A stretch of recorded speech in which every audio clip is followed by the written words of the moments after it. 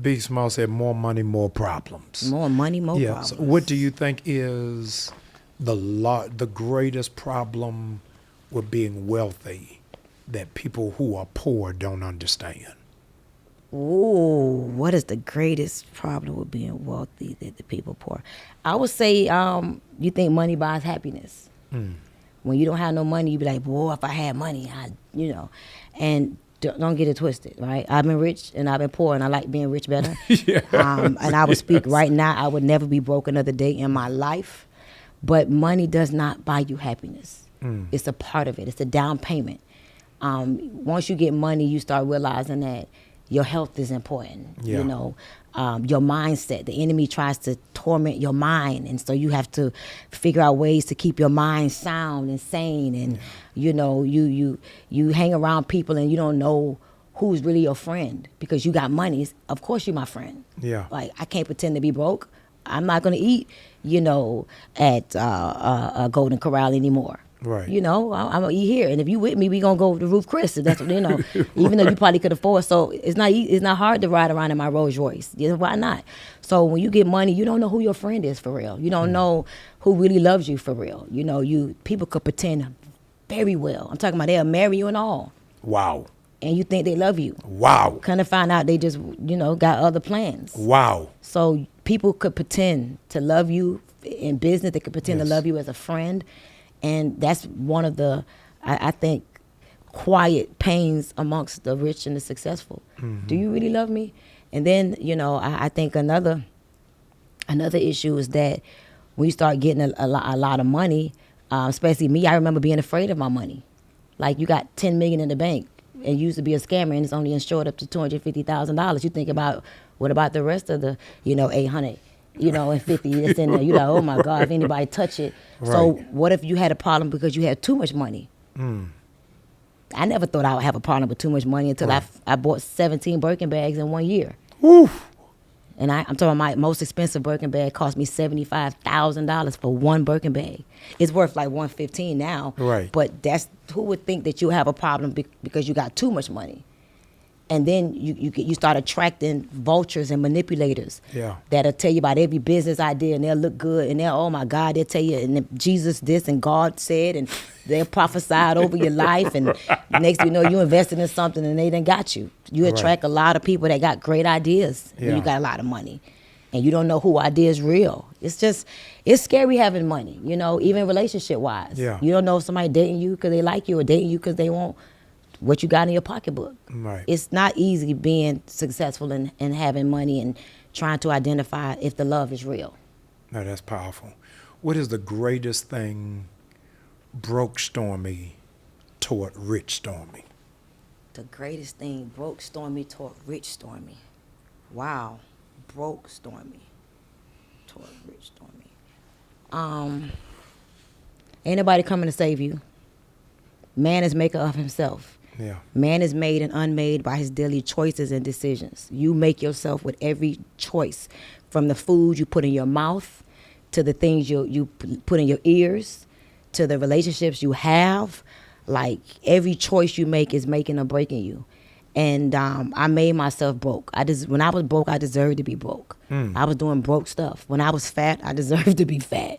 I deserve to be successful right now. I deserve to be happy. I deserve more than I got. I'm waiting on the other stuff to come. It's coming. Because I deserve it. I do a lot for a lot of people. Yeah. I'm not afraid to speak about things that the average person is afraid of. I speak my mind. I've been there and done that. I believe I'm qualified to be able to answer certain questions. Right. Even though I may not have the degrees and all the plaques and all that on the wall.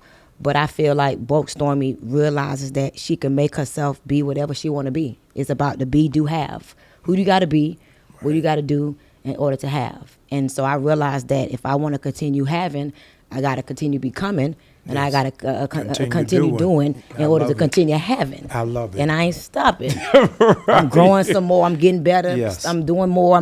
I'm listening more. I'm growing more. I'm doing all of the mores. No, that's great. Because I deserve the mores. A lot of people don't have a transformation in their life until they've gone to jail, they've had an accident, they went sick. Or they went broke. Or they went broke. Yes, let's not forget that one. I want you to talk about, because I've not heard you really discuss it outside of a post, talk about the impact you had in going to Africa. Oh man, so Africa is a very delicate conversation for me because it is a lot of misconceptions about African spirituality Yeah. and energies, and first of all, I believe in God. Yes, Like, let's get that clear. yes, I full heartedly know that God is the creator, yes, but I also know that God is in me too. I Yes. know that there's big God and there's little God. yes, One of the things I learned spiritually in Africa is the role that your ancestors play in your life. I didn't grow up in a church. I didn't grow up, none of that. My mom was like, she prayed certain times, and then other times she cussed you out. Only time going to church with my mom was for my good friend's funeral, and then the second time I went to church with her, she was in a casket. Wow. In my entire life. Wow. My first time going to church with my mother was for my godmother's funeral, and the second time I went with her was for her funeral, and she was in the casket. Incredible. So, yeah, I just learned a lot about your ancestors. I learned a lot about Ifa and the Orishas. And it's something that I don't talk about it a lot because I'm still understanding and unpacking it. Yes. And, a lot of people question, like, hey, what were you doing over there? What do you? I just learned a lot about energy as well, and that my ancestors play a role in my life, and they matter. Me honoring, my mom, and, me tapping in and knowing that there were people that came before me that blood runs through my veins. Yeah. Like, when I die, I want my kids to recognize me. And so I learned a lot about that, and it was one of those experiences that I would give myself at least once a year, every year. Because I came back more enlightened, which is the highest level of energy. Right. And I came back more aware that stay curious, because there's a lot that you just don't know. Yeah. And Africa opened me up to that. I appreciate the transparency you traffic in. I've seen it in nobody. You embrace every facet of who it is that you are, and you live out loud. Oh, I try not Yes. So you all are seeing her. I'm telling you, she is dressed to the gods today. I mean, glammed all the way out. She got on leather from the Matrix. Absolutely feel like amazing. yes. 17 Birkin bags. But this same lady will go on Instagram bald. Period. I've never seen anybody do this ever. Yes. I want you to tell me how you got so free. Yes. You know what? I could see fakeness from a mile away. I've experienced a lot of fakeness myself, and I know that one thing that nobody has but we all want is real freedom. Yeah. We all want it, and nobody really has it, because it's something about ourselves or other people that we're always concerned about. Yeah. And I learned, so there's a book called, oh my God, this book is so good. I forgot the name of the book. But basically it talks about how becoming like God. The book is called Becoming Like God. And when you have an ego, God cannot reside where ego lives. Wow. And so I constantly, and I'm working on it. Like, I have not arrived. But I constantly want to die to self, because God cannot reside where ego lives. And I also know that for me to continue becoming, I am your uncommon millionaire. I have to remind myself, Stormy, be careful. Don't ever have imposter syndrome. I have to remind myself of that, because your way is unique. Don't forget, you the one paid off your house. How many of your friends that you know got paid off houses?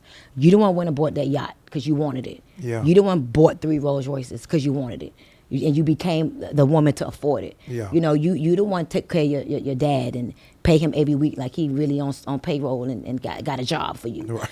So I had to, and I still to this very day realize that other people need to see that you could be yourself. You can thrive and become in your authenticity. Yeah. And if I don't show it, I don't know nobody else that's willing to show it. So it's not a flaw that I have that I'm not afraid to show. Even when I got the surgery with my butt shots removed. Yeah. At first I wasn't gonna tell nobody, because that was an embarrassing stage in my life. I was embarrassed. But the more I became embarrassed, the more I said this to myself: adversity advances the assignment.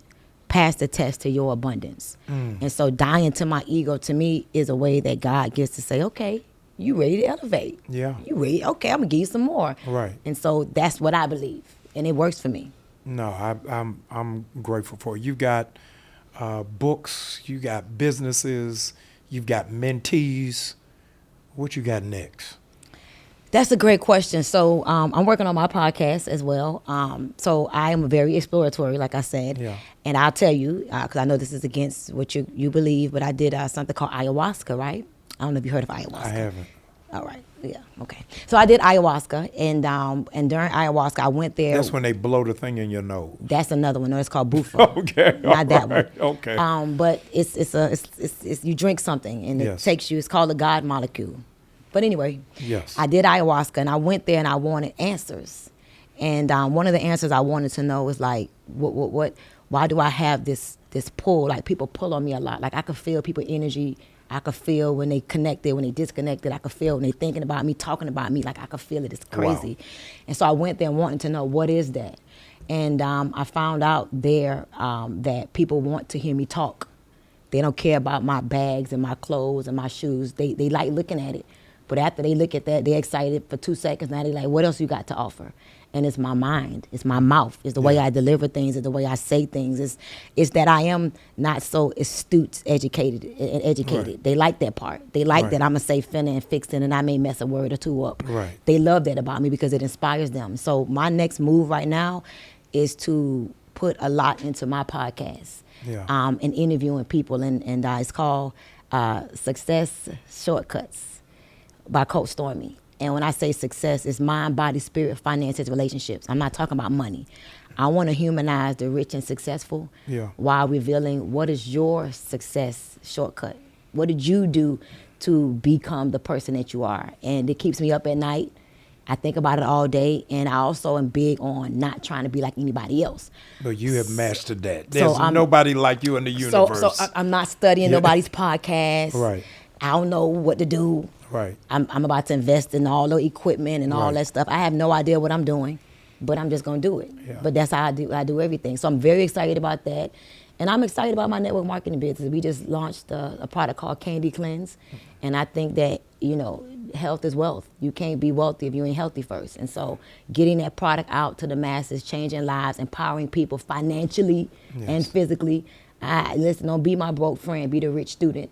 And that's it. My goal is to continue showing up so people could believe that if I can do it, they can do it too.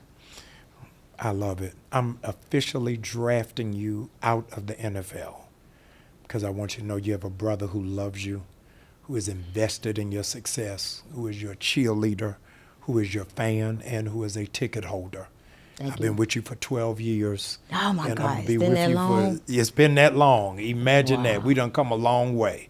Wow. I know that I'm standing with you in the trenches morning, noon, and night, that I got you. Thank you. I want to tell you, as I was driving up, I got emotional because I remember your voice. Like in the 2000, I don't remember what year it was, but it was you that took me out of the darkest.